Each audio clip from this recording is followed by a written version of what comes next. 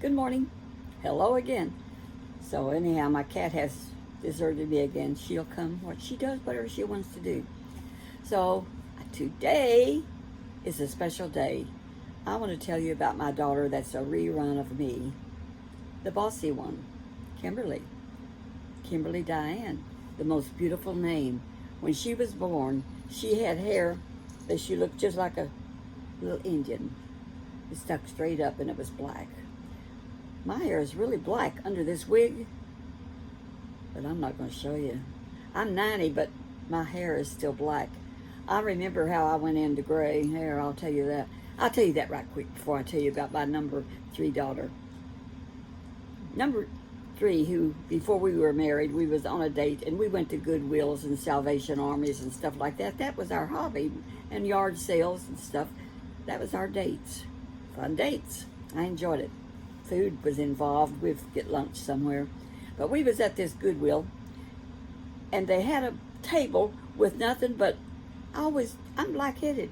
So I always wore black wigs, even when I was 70, because, I was black-headed. So how I went into gray wigs was like this. I'll tell you about Kim later. Hang on.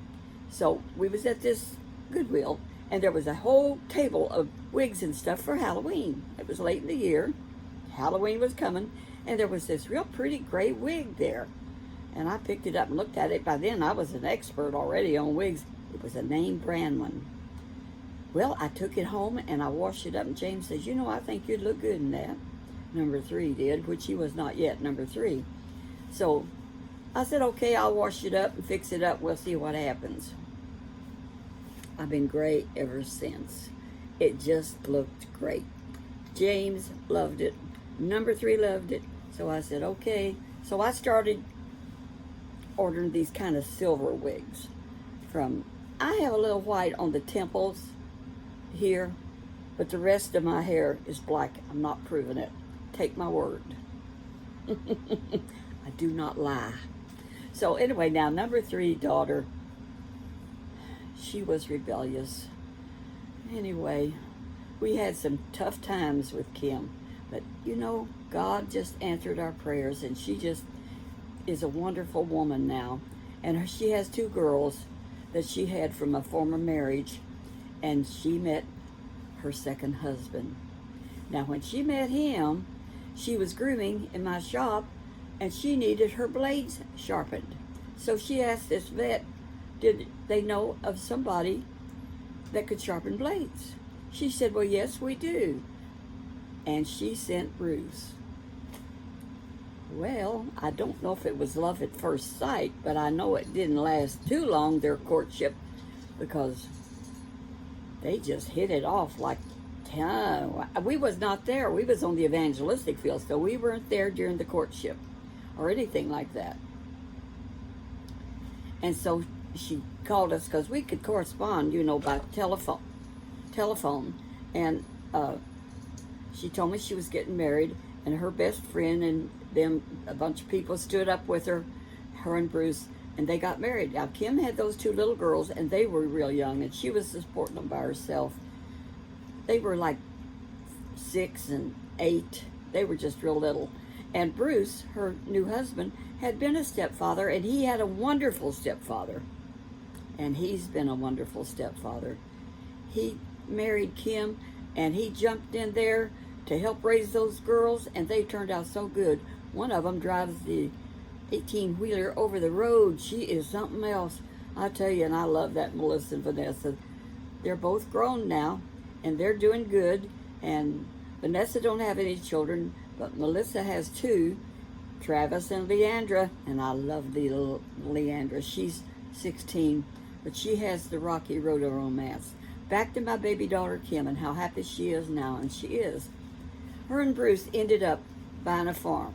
They were renting a house out in the country. They love the country. I don't care for the country. Y'all know that. I'm a city girl. Hate the farm. I would not you cannot pay. There is not enough money in this world. Oh, maybe there is. I'll change my mind. Who knows? That's women change their mind all the time anyway, right? Right. That's being a woman. So, They got this place where Kim could have some chickens. That's before they bought the 2-acre farm where the turkeys are and all that stuff. So they bought this little, they rented rather, until they bought the other one. And Kim got her some chickens. She went to the feed store and bought her 6 little chickens, cute as they could be. Every one of them turned out to be roosters. Come here, Bella. Get up here. They turned out to be roosters. They were mean roosters. They would attack you. They would attack each other. There was no hens. They were unhappy roosters. So she just kind of turned them loose. There was woods out there and just let them go in the woods wherever they wanted to go. Keep them away from human contact. There she is. She's got to be a star. This cat has. Look at her. Look at her. She's a star. So anyhow, they bought this house and 2 acres out in the country, 18 miles from us, and that is country. It takes us about 30 minutes to get there, traffic. So when we get out there, there's all these chickens, and there's that mean turkey that wants to attack me. And when we went there Christmas, I wore red. I had a red scarf. I wear flowers all the time. I do this all the time. People stop me and say, I love your flower, I love your flower. Well, I love it too. I like it. I don't know, it just makes me feel feminine. And I was looking at my iPad this morning and it flatters me. You cannot see my wrinkles. They are there, but not bad. I'm blessed. I got a cat's tail in my face. But that's okay. So I watch Hannity and I guess y'all know I'm conservative. I have always been conservative. I never did believe in killing babies in their mother's womb. I just don't believe it. They are a person too, and that's my belief. And it's terrible.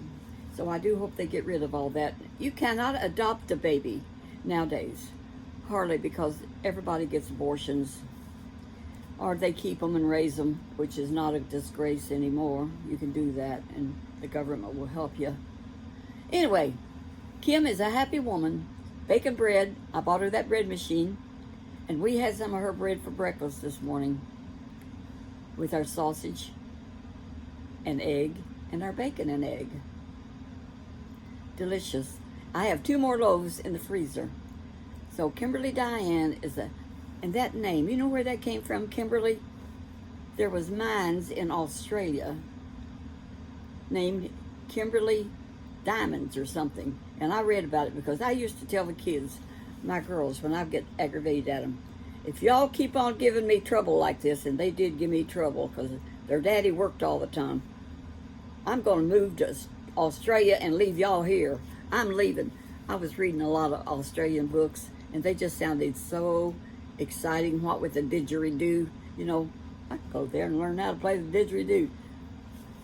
The chances of me going to Australia was so silly, but it would straighten them up when I told them I was going to move to Australia. I was a bad mother sometimes. A liar, liar, pants on fire, because there ain't no way I could go to Australia. I don't know what I tell them now. I did go in the evangelistic field, but they were all grown by then, because I was 46 and number 1 was 48. And we went and traveled on love offering. And God blessed us, and we just preached God's word everywhere.